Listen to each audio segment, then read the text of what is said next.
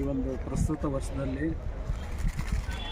ನಮ್ಮ ಈ ಮೆಣಸಿನಕಾಯಿ ಬೇಸಾಯ ಸ್ವಲ್ಪ ಕಡಿಮೆ ಪ್ರಮಾಣದಲ್ಲಿ ಇರೋದರಿಂದ,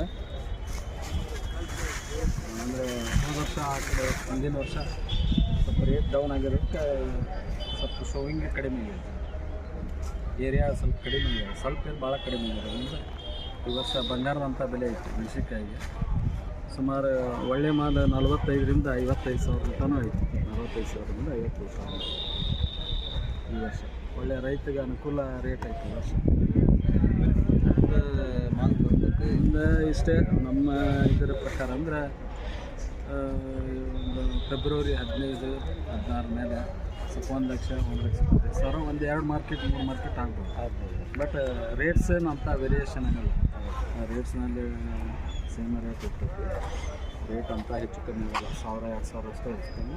ಈ ವರ್ಷ ಎಲ್ಲ ವೆರೈಟಿ ಒಳಗೆ ಅಷ್ಟೇ. ಬ್ಯಾಡಗಿ ರೈತರು ಅದಾರ ಇನ್ನಲ್ಲಿ, ಬ್ಯಾಡಗಿ KD ರೈತರು ಅದಾರ ಕರಿ